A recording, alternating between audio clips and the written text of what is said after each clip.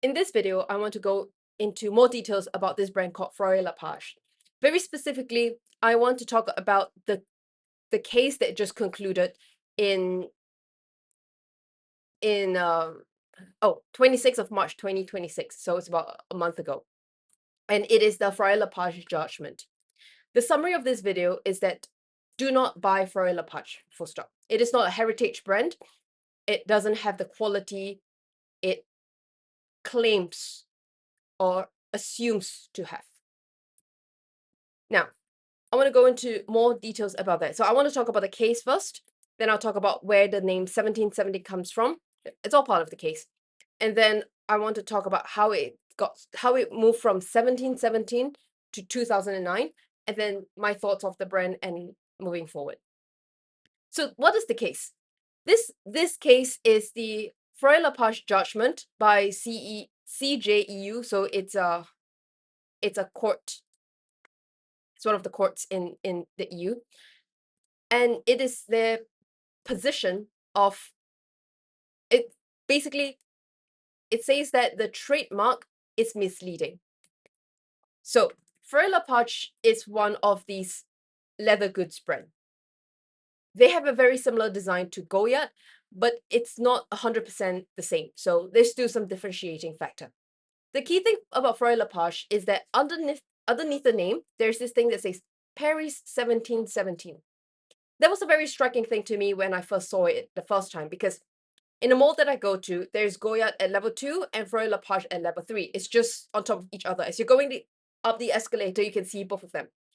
And the first thing that jumped up was that for Fauré Le Page, there is the 1717 on it, which to me seems like, oh, that brand has more heritage in making. They also the same thing, leather goods, trunks, bags. And if I like the design, I rather go to Fauré Le Page, which has 1717 on it. Sounds like they've been around for 300 years, compared to Goyard, which is not that old. And so this case was brought about from Goyard back in 2012, saying that the 1717 on the label, on the brand name, the trademark, is misleading. As of last month, so as of March, the case has closed and has concluded that Fauré Le Page cannot put 1717 in its trademark, in its brand name. Here's the story. So I'll give a very quick summary, because I will add all the links in the attachment. I'll add all the links so that it's easier to go into details, because I'm not a lawyer, I'm not an IP lawyer, but I think this is a very important aspect when I'm considering about luxury goods, because the thing I'm focusing on is luxury, under the radar, high quality, and vintage. So basically, goods that are high quality, that are luxury, they're very well made, and they can stand the test of time.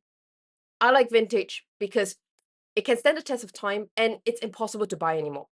I like having things that people cannot have. So I care a lot about the vintage items. And I mean, to be fair, it's easy because I just get them from my grand aunt or my mom. And so I have a lot of vintage items. But I'm also always actively searching for vintage items because it's just much better quality. And especially if it's well taken care of. Japan has a lot of things like that. So much better quality, very unique pieces, and it has stood the test of time. The bags having a patina is just such a cool thing that you cannot manufacture. Talked about this many times, but the patina, the age, as the bag age, as you use the bags or use any of the garments that you have through the washers, through the wears, it develops a sense of character. And I love that about the vintage items that I have. So Fauré Le Page is very interesting to me because it seems to be a very heritage brand, right? Well, turns out the 1717 came from the fact that specifically back in 1716, not even 1717, but 1716 in the documentation papers, this brand, Fauré Le Page, used to manufacture arms, like guns. Till today, in the gun armor space, and there's a link I will share. But basically, this Andre Rich, he has a brand. He has a website that talks about fine art and about collecting all these guns and armory. So back in 1716, Fauré Le Page did that. Their main thing was guns and armory. And they are, so they, I'm just reading the notes. Okay, so the founding year of the original house, the original the original house, Fauré Le Page, the documentation, the records show that it started in 1716. And that's where the whole idea of 1717 came from. But it's really weird that they use 1717 because where does the number come from? I don't know. The original company came in 1716.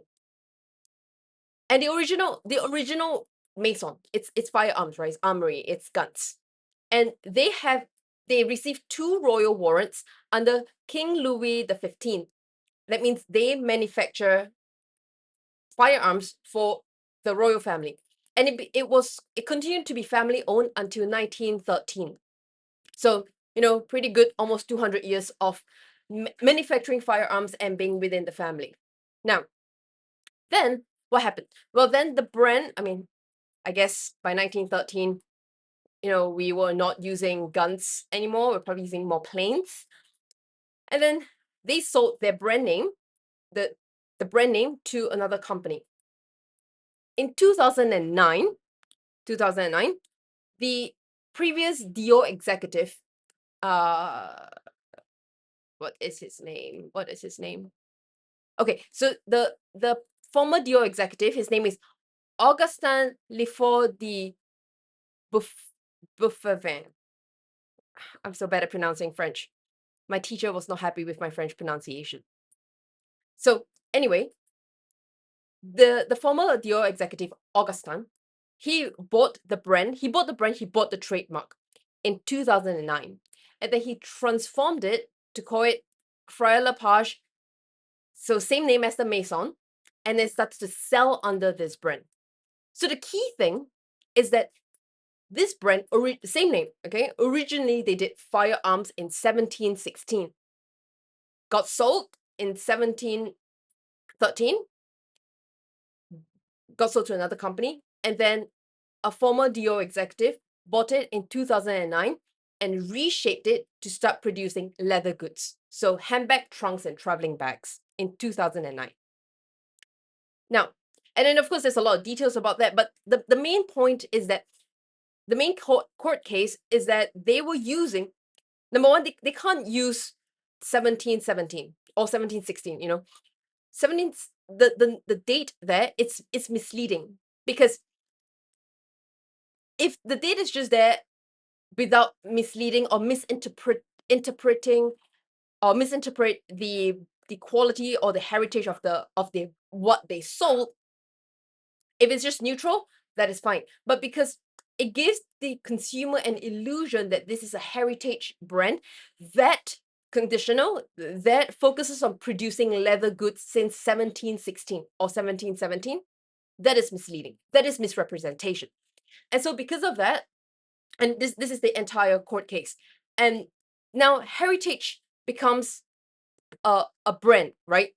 The trademark can be seen as the founding year of the Maison that specializes in leather goods. And so it signals that the brand has built up this expertise over generations, and this signal, this heuristic as a consumer, is that this is a good brand, I should buy it. But that's false. The implied history is false because it's just not accurate. Until 2009, or more specifically until 1913, this Maison produced firearms, guns. And so until 1913, they produced guns. And from 2009 onwards, they produced leather goods. I don't know much about guns, but I don't think they use a lot of leather in guns, right? So to use the Maison heritage, the date that the Maison started, 1716, and put it into your brand name, selling completely different goods or completely different segment and consumer category, that is misleading. And so the conclusion is that Fauré Le Page can continue doing what they're doing, but they cannot put 1717 in their trademark, in their logo. And I think that's a big win because I see that in like two other brands out there. Not luxury, but consumer brands. One is TWG Tea from Singapore and one is Batcha Coffee from Morocco. Both of them have a date in there that almost suggests that this brand has been around for hundreds of years. But that date is not indicative of the start date of the company. But take TWG, for example. I don't know what date they have, but it's 19 something. And that was basically the first time tea came to Singapore or tea got exported to the West, something like that. So I think it's quite misleading. People think that these are heritage brands, but these are not, just because, and this date is very misleading. Anyway, coming back to my point of Fauré Le Page, I was initially thinking about exploring the brand quite a bit because I was looking for trunks, very specifically hat trunks. It's been 2 years and I am not able to find a good hat trunk. So that's quite frustrating. But anyway, because this brand Fauré Le Page makes trunks, I wanted to go and inquire more, understand more about the quality, understand more about the wear and tear, how it holds up with time. And all the reviews that I've watched online on YouTube or read in forums, they don't hold up well. They simply don't hold up well, which makes sense because it's basically, from a tech perspective, right? It's a startup, a 2009 startup company that used the brand name of a 17, 16-year-old company. It's basically a startup. The knowledge of tanning, the knowledge of leather sourcing, the knowledge of stitching, the knowledge of edge coating, all of these are accumulated over generations to get the best of the best quality. I'm not saying that brand new fashion startup brands don't have that. It's just different. It takes a lot to get to become the best in your category. And Fauré Le Page just isn't like that. And the fact that it started from a duo executive, not even a creative director, not even one of these artists that makes the items, from an executive, which means he knows business. I know business very well. Right? He knows how to push, he knows how to sell, he knows how to grow and make money. But from a consumer perspective, at least from a luxury, vintage, high quality collector, that is not something I'm looking for. I'm not looking for something that I spend because it associates me with a brand. I don't need a brand name or a bag to help elevate my social status. That's not what I'm looking for. That's not what I want. That's not what I care about. I care about high quality that can be heirloom pieces that can stand the test of time and pass through generations. This is not it. So, I mean, there's a video for me to me as well. If you ever think of buying Fauré Le Page, do not buy. Not worth anything. And there are a lot of reviews online talking about how bad the quality is, bad the customer service, doesn't stand the test of time. It's just not worth it. And this information, I don't think this information is known anywhere. That's why I needed to share this, because everywhere I found online, it's just either people talking about this brand not being very good quality, or people just trying to, hype up this quiet luxury thing and talk about, oh, this is the oldest brand out there when it comes to leather goods. No, it's not. It's a 2009 bag. It's not, yeah, this is 2016. This bag is not even a legal adult yet. It's not even 21 years old yet. So, yeah, I would not buy that. Bye.